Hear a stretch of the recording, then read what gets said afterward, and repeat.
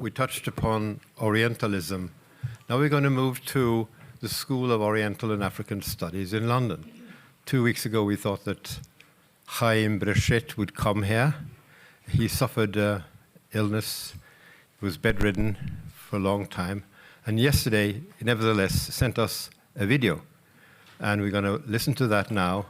He is a Jewish voice in Britain, a professor of photography and of history, and also a photographer himself, a very seasoned guy, and we would have loved to have him here, but we have him almost here through a video.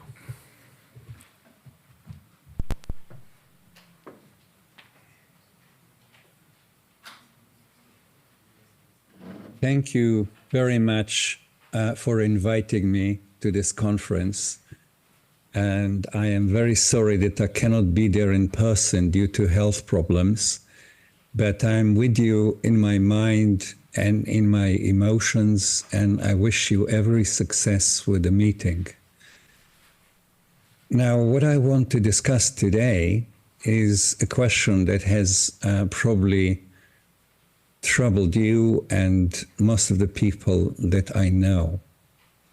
How is it possible that the grandsons and granddaughters of people who survived the Holocaust in Israel have inflicted and enacted a genocide of the type we see happening in Gaza? This is just unbelievable by its unprecedented brutality in modern times. And it raises questions about the nature of the Zionist project and about Zionist identity itself. I want to discuss first some delusions of the Western left, which are actually feeding the misunderstandings. Most leftists in the West have a history of intimacy and empathy towards Zionism based on the deep misunderstandings of white Euro-Americans about Israel, easily summarized in the following memes. A small country surrounded by enemies, I'm sure you heard that. A socialist society with kibbutz and other socialist institutions. A haven of Holocaust survivors which displaces anything else. But basically, a lack of knowledge of the history and nature of the Zionist project, which is the most important. The historical nature of the Zionist project is not understood, despite the thousands of books and articles published about it. It must be the one colonial conflict most written about and discussed by the media. Some commentators describe the current phase of Zionism as some form of deterioration or decline, but this is untrue. Zionism has never been more successful, stronger than it is currently. Zionism has not deteriorated, but instead inflated its hubris and its crimes. It never was anything but a settler colonial state for controlling the whole of Palestine, with violence, denial of rights, and a racist apartheid state. What has happened to the nice Israelis you all knew? During the Israeli genocide in Gaza, people from across the world are shocked by the incredible cruelty, even if the actual killing is laid aside. IDF soldiers are openly and joyfully sharing their violence on social media, killing, torturing, debasing, stealing, destroying, and having a good occupational time in the most racist manner ever seen in any conflict. Now, I want to discuss this picture, which I now show you, because this, for me, is even worse than the bombing that we see. These two nice people are a teacher and a lawyer in the early 30s who are fighting against the Palestinians in Gaza. They are enacting genocide, and their way of staying human is cooking in Palestinian kitchens where the owners of the home have disappeared, either because they were killed somewhere or because they ran to the other side of Gaza because of the Israeli advance. These homes are now under the control of the IDF. And this is how they share with the readers of Haaretz what they cook every day. They have been interviewed a number of times, and they are very proud of the civilized way in which they are eating, sitting to a table, cooking in a kitchen, and cooking with the food that was left by Palestinians, especially olive oil, which they love. And they also get delivered the best cheeses, they say, and cold cuts to help with the menu because some of the Palestinians didn't have much food left when they ran away. Now, this is definitely cruel Zionism, which is a historical concept. This is supposedly the Zionism of the right as opposed to left Zionism. This was the normative view in left-wing circles in the West, and is still popular. It is easy and popular to see Netanyahu as the problem, and it follows the Zionist left position itself. But Zionism was never anything but cruel. There was no other Zionism. It was the so-called left Zionism, which enacted the Nakba, attacked Egypt in 1956, taken over the whole of Palestine in 1967, then started building the settlements. The first 10 years of the settlement buildings were all under the left. I want to give you an example of this type of denial of reality. Zachary Lockman analyzes a book written by Jacopo Timmerman, a Jewish Argentinian socialist who came to Israel in 1979 after suffering arrest and torture under the dictatorial regime in Argentina. Now, what you see in Timmerman's writing is believing your own lies. When speaking about the 1982 war on Lebanon, and this was written during the war, before it ended, he writes, "Many things are occurring for the first time. For the first time, Israel has attacked a neighboring country without being attacked. For the first time, it has mounted a screen of provocation to justify a war. For the first time, Israel has brought destruction to entire cities, Tyre, Sidon, Damour, Beirut. For the first time, military spokesmen have lied.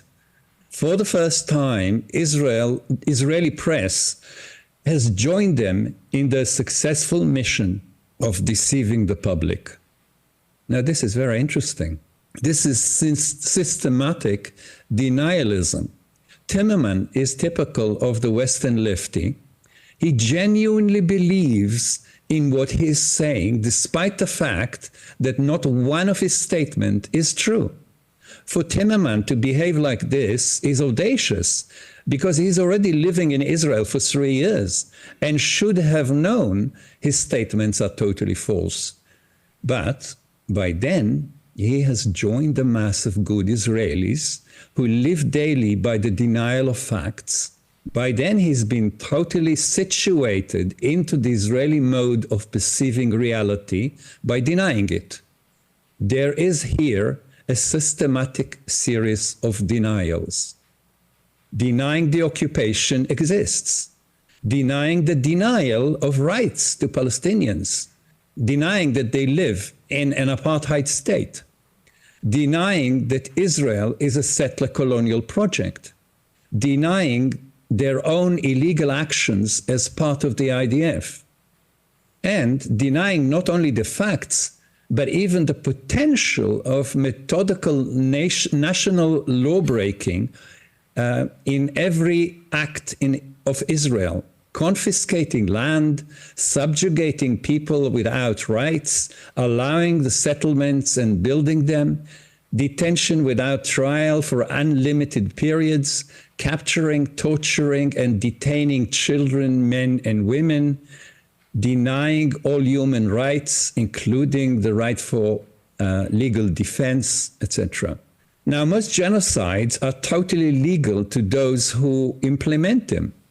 The genocide of the Armenians in Turkey, or the Jews, Roma, and Soviet prisoners of war during the Holocaust, or the genocide of Rohingya in Myanmar, or that of the Uyghurs in China, or even that of the North American First Nations, were all legal according to the killers. So is the case of Gaza for the Israelis. How does such a system operate, and how do people get habituated to it? Well, I think genocide starts with simple things, sometimes with park benches. I would argue that the Holocaust started in 1934, the moment the Jews were no longer allowed to sit on park benches or to take most trains in the cities of Germany, or work in universities, hospitals, or schools, or in local and central government. What such Jews did not realize at the time is that they were already dead. Their actual life became an aberration. They lived without having any rights. They became the homo sacer, the term used by Giorgio Agamben when describing the people who have thus been expelled from the protection of the law, becoming an unnecessary extra limb of society, now allowed and indeed required to be killed. The homo sacer is no longer allowed into society, this huge club, including millions, but not him or her who are part of the homo sacer. They are not allowed to share in the social structure, can be sacked, expelled, detained without trial, tortured, lose their property, home, field, garden, even the clothes can be denied to them. All this without a reason or crime being committed by them. They are not even allowed human dignity.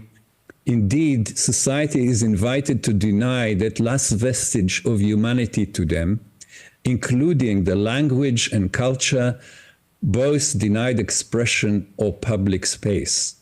They can and mostly need to be killed, sometimes on sight.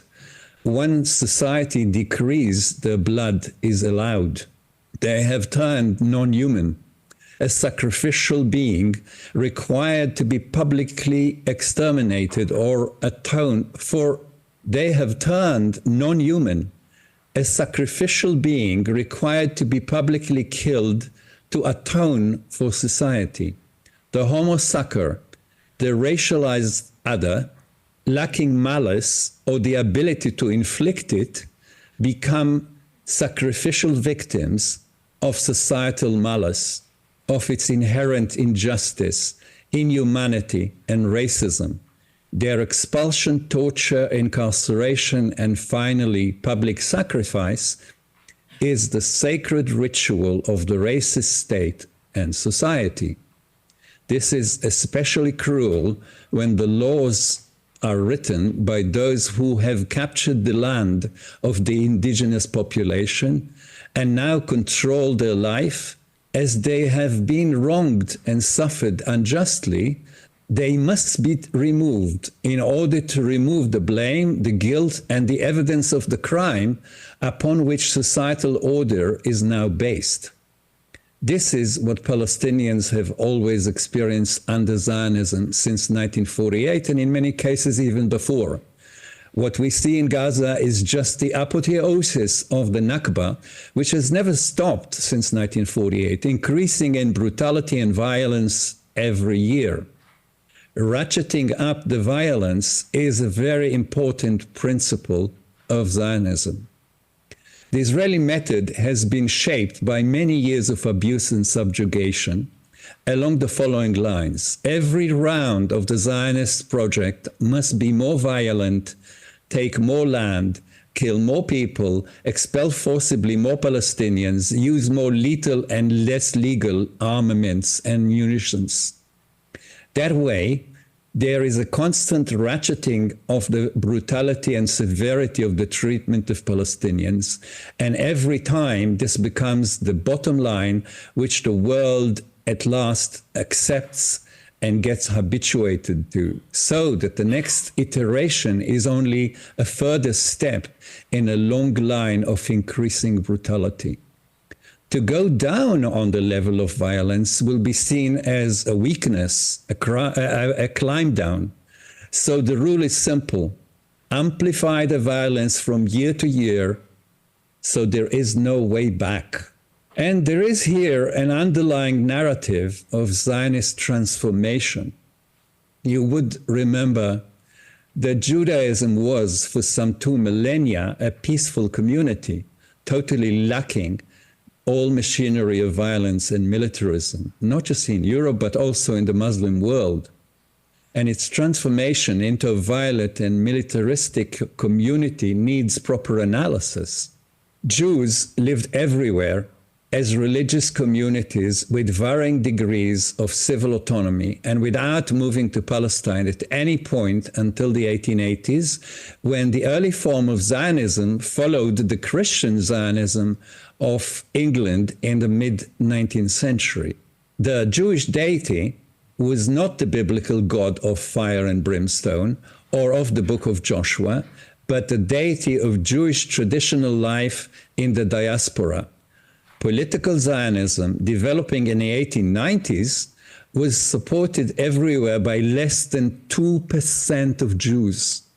The rest of the 98% of Jews were ultra-Orthodox or secular, mainly socialist, in Eastern Europe. They were anti-Zionists.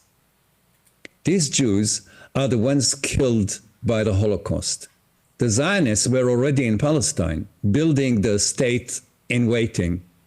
Thus did Zionism become the strongest ideology of Jews after the Holocaust. Hitler has made that possible by killing around 6 million of the anti-Zionists. Now, the building of this nationality, Israeli Zionism, needed an enabling device, and that became the IDF, the largest and strongest of all Zionist institutions in Palestine, and the one including all men and most of the women, the only institution which could conquer the country from its indigenous population for Zionism. This is the topic of my recent book, An Army Like No Other. Jews in Israel and later Jews in the diaspora have replaced the religion with Zionism and the deity with the IDF and the Jewish state. This was a long process, of course. From the Pacific and cosmopolitan diaspora Jew, they turned into the apartheid racist and militarized Jew, the new Jew of Zionism. This Jew has chosen to live on the sword, literally, not just fight continuously, but also make a living from armament sales, becoming one of the largest arms purveyors of modern times, with all mental adjustments that were required, turning adversity into big business. And when this is what one lives by, then violence is normalized, habituated, made virtuous and indispensable, a necessary device in the toolbox of daily existence. Without understanding of this transformational metamorphosis from a Pacific ghetto Jew into a Spartan, violent soldiers of the settler colonial project, we cannot understand the Gaza genocide. I have, with many of my friends in academia, both Israelis and Palestinians, believed for many years in the only just solution in Palestine, the decolonization of the country, removing Zionism as a legitimate force and replacing it with a secular, democratic state of Palestine, with the refugees allowed back, and those Jews who believe in equality and justice partaking in rebuilding a democratic society. This today looks more necessary than ever before, but also less likely than ever before.